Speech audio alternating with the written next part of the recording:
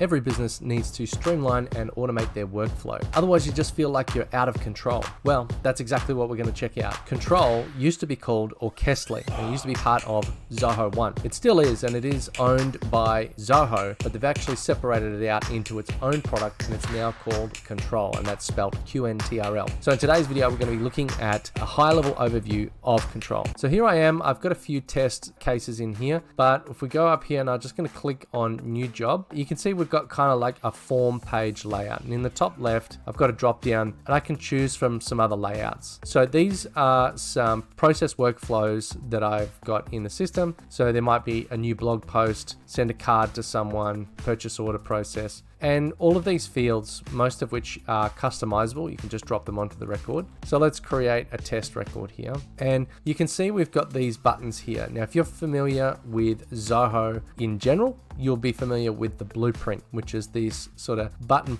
workflow process. And I'll show you the back end of that soon. But if I go to approve details, I've got another little form that pops up with some additional questions. Now, it's important to note that all the details remain available straight up. Like every question that's been asked, every question that's going to be asked. And we can see any space for attachments or comments. So I can mention another user, or I can say any kind of comment, post it there, and then it's going to turn up in the history. So it sort of timestamps your actions.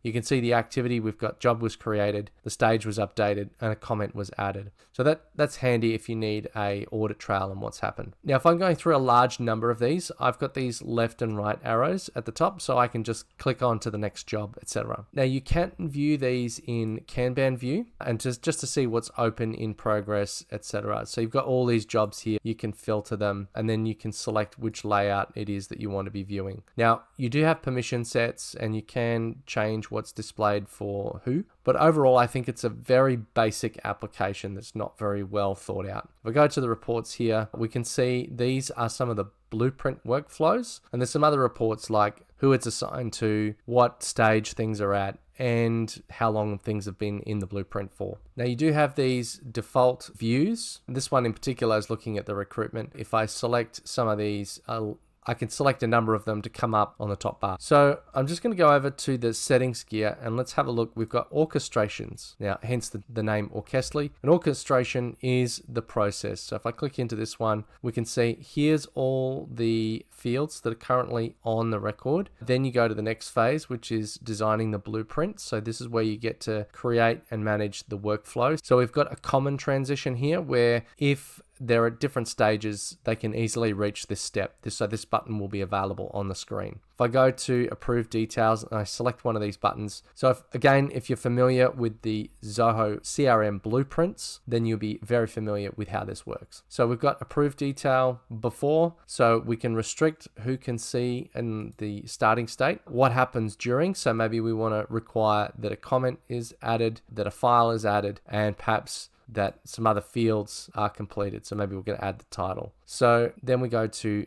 after. So after is where you get to use some workflow automation. So we might send an email template, we might update a field, we might trigger something in another automation, or we might associate a custom function which will run through within Zoho. Okay, and then you've got scheduled actions. So you could have something happen in 7 days. So for example, it would move forward if there's no task or nothing done with it, or perhaps it'll send a reminder in 7 days if nothing's done with it. So then when you're setting the permissions, you can have only specific users or everyone in the organization use it, and then a final review, and then you can publish. So going back to the settings menu, we've got business rules here where we can set some rules for each of the layouts, such as when it's executed, like updating a field, adding a comment, and then we can add some criteria actions. So when it meets certain criteria, we're going to do something in the future. Schedules is kind of like a bulk action. So you could have that every 7 days that you delete any transition that's more than 30 days old and not done, or something like that. So fields are pretty self-explanatory. So it will tell you how many layouts that field is in, what the data is in those fields. Email templates, again, pretty self-explanatory, but not very well designed. So email in is a great way to start an orchestration. So when the email email perhaps comes out of the other system, it's going to fire into here. So maybe when you've got something happens, for example, your e-commerce store gets an order. So every time an order gets processed, it can send an email automatically to this special email address, which will then start a workflow. Now, maybe if you, depending on the e-commerce platform, you might maybe say that's a refund request or it's a product recall or something like that. Then you've got these data mappings. So if you've got a email that comes out of the system that's sending to this email address and it's in a very consistent format, then you're able to grab certain details. So the CC email, the main email, and any kind of attachments. Advanced options, you can execute certain scripts. So if you wanted to create more advanced XML mapping, then you could do that. Coming over to public forms. Now, public forms is a way to allow you to give access to the blueprint or to trigger the workflow from an external source. So it doesn't mean necessarily that you can actually run the process from start to finish, but you can trigger it. So maybe it could be a contact form on the website, then goes into a process flow, or maybe there's a specific request form that's completed.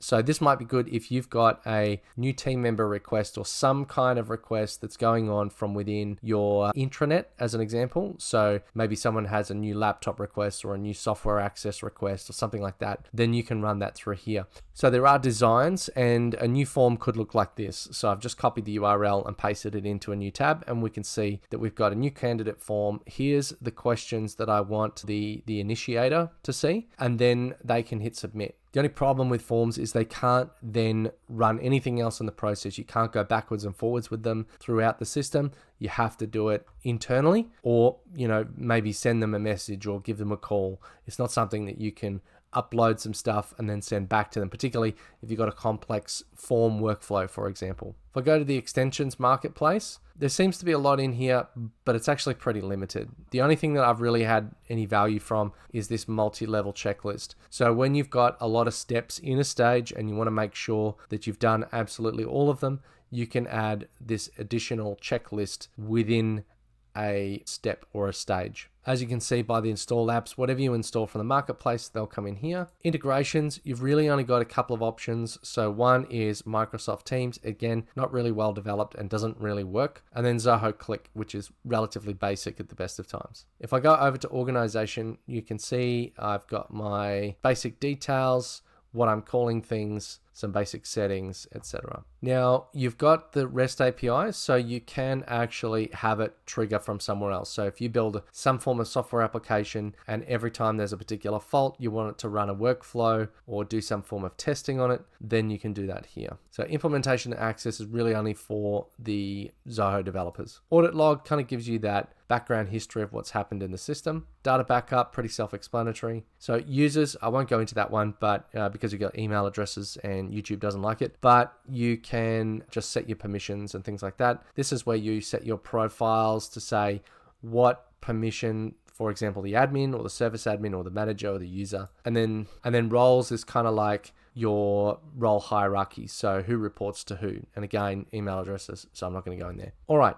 In the advanced sections here, you've got webhooks, which is where you connect it to other apps. And then there's some other more developer-y things, which we won't go into in this video. But as you can see, it's really, really basic. So if I go back to this one that we completed earlier, and let's just say we send the client, okay, and then we accept. So I'm just bouncing through a few of these stages. So they're really just giving me some steps. And in here, I can add a description. So maybe this is new team member. I can add some fields. Yeah, we've got those blueprint stages, but there really isn't a lot of explanation for each step or stage. Hey, if you're finding this useful, please give us a subscribe, hit the like button, and let us know what you thought in the comments. So I have used other workflow platforms that had just a little bit more finesse. For example, in the workflow processes, I would like to see some form of documentation, so I know exactly what I'm supposed to do with each stage instead of just getting presented with a whole bunch of fields. Now, even though we've got those blueprint stages with the buttons, it still requires me to know what to do. There's not a lot of explanation. I've seen other workflow platforms that allow you to embed video, have tons of text, have screenshots, that sort of thing. The other thing I would like to see is some form of external access. What if I need to do some really complex data gathering and I need to go backwards and forwards? For example, maybe like a loan application where the customer's got to fill out some information, someone reviews it, they might go back with some additional questions, then that might happen a few times before the ultimate document or the ultimate loan is completed. So it would be really nice to see some level of portal access and knowledge article or like guided process right next to the steps and stages in the workflow. Other than that, if you need to run your workflow processes and you need to have a controlled set of stages, then this might help you. If you want to go into more depth about training and guiding your staff, then you should check out this video on Trainer Central.